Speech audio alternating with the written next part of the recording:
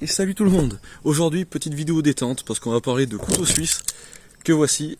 On va regarder lesquels sont les meilleurs dans ces 4 couteaux suisses là pour partir en vacances, pour la randonnée, pour le camping, pour un cadeau d'anniversaire ou Noël, peu importe. Générique.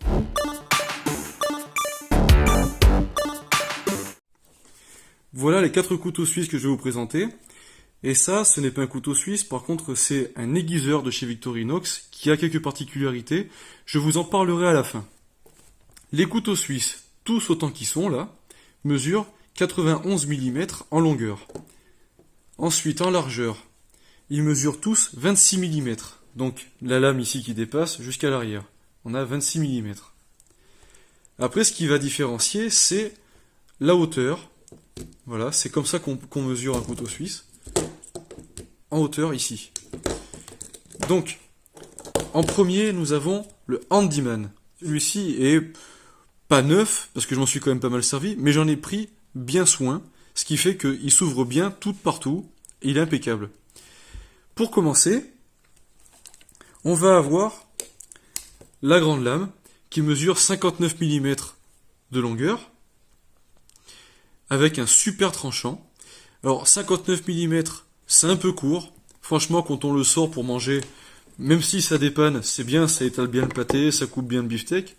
Seulement, c'est vrai que quand on le sort, on a l'impression de sortir un peu les couteaux pour enfants.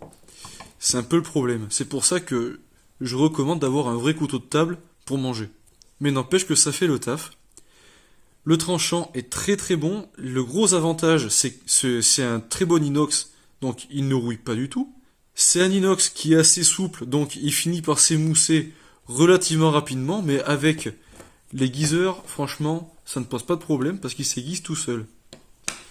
Ça, c'est le gros avantage de l'inox de chez Victorinox, c'est que l'inox s'aiguise très facilement. En quelques coups, vous l'avez rattrapé. Vraiment, c'est intéressant d'avoir un acier de chez eux. Ensuite, nous avons la petite lame en face, qui fait 3 cm de long, et qui a un tranchant encore plus impressionnant que l'autre, car l'angle d'aiguisage ici est encore plus ouvert, ce qui fait qu'on a un tranchant encore au-dessus de celui-ci. Donc pour tailler les crayons et faire une petite sculpture sur le bois, c'est impeccable. Là, nous allons avoir ce qu'ils appellent la scie à métaux. Alors c'est plutôt une scie pour couper le petit plastique ou genre de choses, parce que si vous coupez un clou avec, vous allez galérer. Franchement, c'est pas terrible. Par contre, le gros avantage, c'est qu'ici, de chaque côté, vous avez une lime. Vous allez pouvoir ébavurer le PVC, ébavurer un peu le métal, ou même vous limer les ongles. C'est très pratique, car il y a un ciseau dessus qui est super intéressant. Ensuite, vous avez à côté la petite scie à bois, très très efficace. Je m'en suis servi quelques fois, et vraiment, ça marche bien. Vous avez le ciseau qui ne paraît pas comme ça, mais qui est très efficace, réellement. Alors pour couper les ongles, ça va très bien, mais pour couper le papier, vous allez voir que c'est surprenant. On peut même couper les papiers cadeaux avec.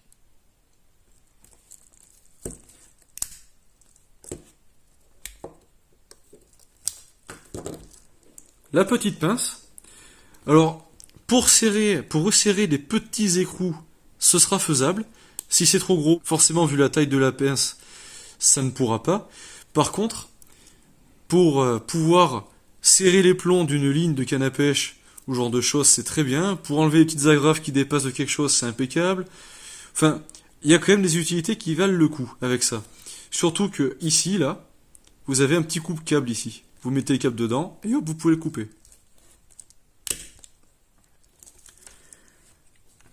Toujours pareil, après les classiques, le décapsuleur avec un gros tournevis plat. Et ici, un dénudeur de câble, moyennement intéressant, mais enfin ça y est. En face, on va avoir l'ouvre-boîte avec un petit tournevis plat qui fait cruciforme aussi. Sur le dessous du couteau, nous avons le tire-bouchon.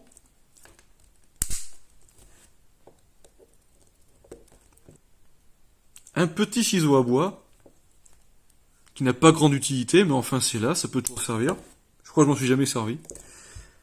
Un tournevis plat,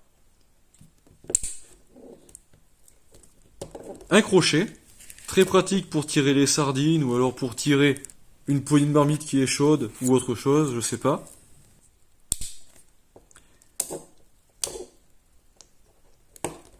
Et le poinçon, très utile pour faire des trous dans le bois ou simplement pour faire des trous dans le cuir de ceinture, faire passer un fil à l'intérieur.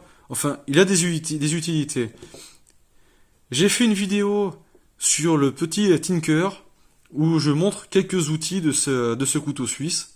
Le Tinker, c'est l'outil officiel de MacGyver d'ailleurs. Et tous les couteaux suisses sont équipés d'un cure-dent et d'une pince à épiler.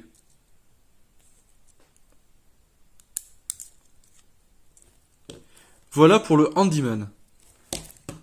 En deuxième, nous avons le ranger, qui est la même chose que le handyman, sauf qu'il n'y a pas la pince. Celui-ci est à 57 €. Il mesure 23 cm en hauteur, ici, et il pèse 115 grammes. Celui-ci a les côtes qui sont bombées, parce que j'ai fait l'erreur de le faire passer au lave-vaisselle, et l'ABS des côtes ne supporte pas le lave-vaisselle. Ça à savoir. Vous pouvez faire passer les couteaux suisses au lave-vaisselle, mais à condition d'enlever les côtes. Et donc celui-ci est beaucoup trop encrassé, je ne peux pas l'ouvrir, car je n'en ai pas pris soin correctement. C'est un couteau que j'ai depuis une vingtaine d'années, et il faudrait que je le nettoie complètement et que je le huile correctement. Mais je vous ferai une vidéo bientôt pour vous montrer comment entretenir ces couteaux suisses.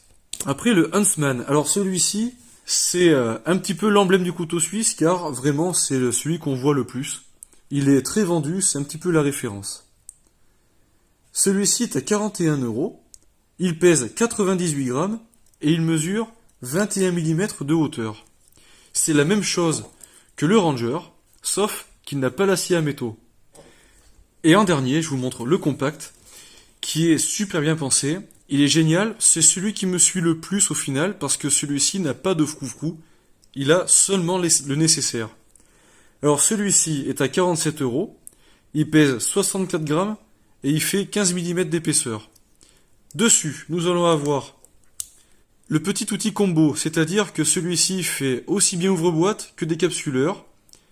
Il a toujours le dénudeur de câble, un gros tournevis plat ici, et dans l'angle là, on peut arriver à dévisser les vis cruciformes, ou à les revisser.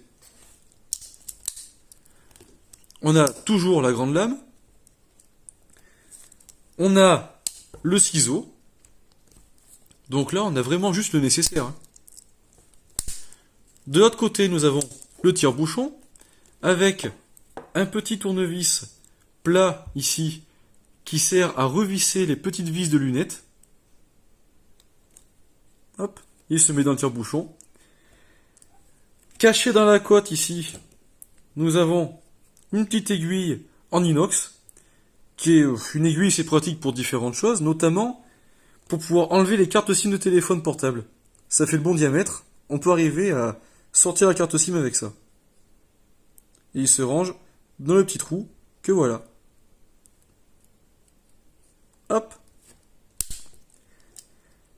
Puis le crochet, qui sert à différentes choses.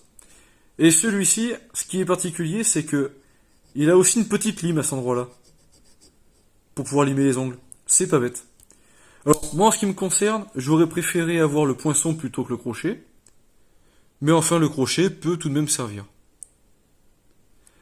Ensuite, on retrouve, comme sur les précédents, le cure-dent, la pince à épiler, mais en plus, on va retrouver un stylo qui est caché à l'intérieur.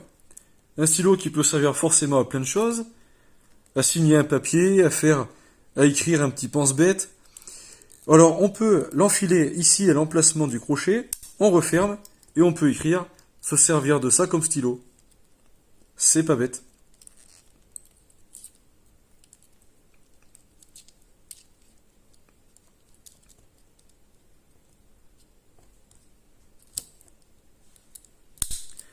Voilà pour la présentation des couteaux suisses.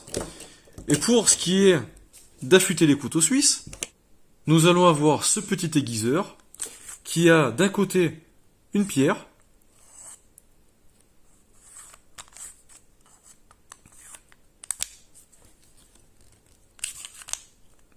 Et de l'autre côté, le petit affûteur, pour y passer la lame.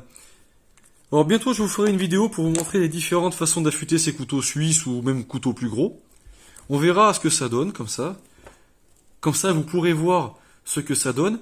Ça coûte 15 € au prix fort, mais on peut le trouver moins cher aussi. De toute façon je vais vous mettre tous les liens en description sur le site Amazon, de manière à ce que vous puissiez voir les éventuelles promotions qui sont dessus. Car le prix fort chez Victorinox est un bon prix. Sauf que des fois, on peut quand même profiter de promotions chez Amazon qui sont pas négligeables. Et voilà, c'est tout pour ces vidéos. J'espère que ça vous aura plu. J'espère que vous serez équipés pour partir en vacances. Et sur ce, à très bientôt. Au revoir!